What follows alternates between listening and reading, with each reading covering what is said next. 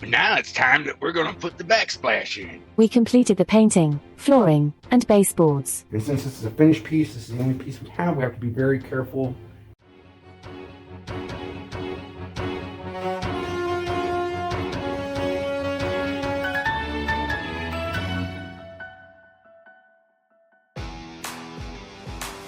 Well.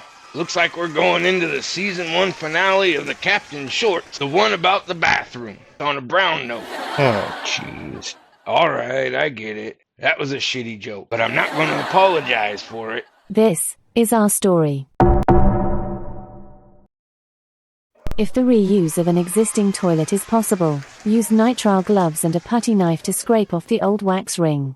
Wipe the bottom of the toilet with a rag before placing the ring, gloves, and rag into a container for disposal.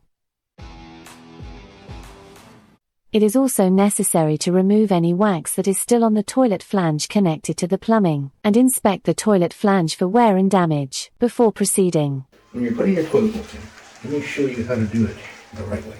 First, put your plastic washers on, get them bolted into the flange, and so they don't move around, you want to put a washer and a nut. Now that's going to keep it from loosening up and coming out. We've got almost an inch of difference between the flooring and the flange. We're going to put a wax ring there. Due to the distance between the toilet flange and the toilet, it is necessary to install 2 wax rings to ensure a proper seal. It is recommended that the primary wax ring should have a flange to make alignment easier. The secondary wax ring can be standard. However, we have an extra flanged wax ring that has been damaged and would not be advisable to be used as a primary ring. So we will be using it as our secondary wax ring instead.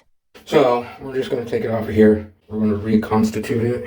You really wouldn't want to do this, but it's going to save you a little time going to the store if it ends up blowing out like this. Now, this only works if it's the secondary ring. Having the flange bolts secured to the toilet flange allows for easier alignment with the bolt holes on the toilet base, and straddling the toilet during placement will help with visual confirmation of alignment. Once the toilet is in place, apply downward pressure to allow the wax ring to fill in any gaps.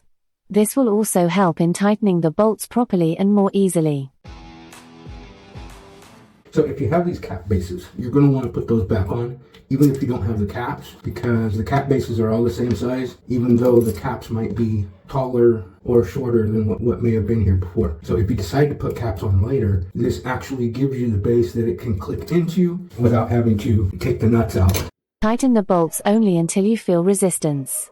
Then, check the toilet for movement. If necessary, apply more downward pressure until the toilet rests completely. Then, finish tightening the bolts until you feel resistance again. Obviously you can tell the cap is too short. Even if I were to have a tall cap on it, it would still be too short to be able to cover this bolt. But what we're going to do is we're going to be cutting those off to where the cap will actually fit on that. Before you test the toilet, you might want to turn the water on, because it helps a little bit. Oh, and before you turn the water on, you might want to make sure that all the hoses are connected. I don't know how many times I've been told that. And if you haven't already, scrape the silicone off of the toilet, because we're going to be putting new silicone down, obviously. Hi y'all, if you're local and would like to see us in person, go to our channel and contact us by that electronic mail. See you guys in season 2 of The Captain's Shorts.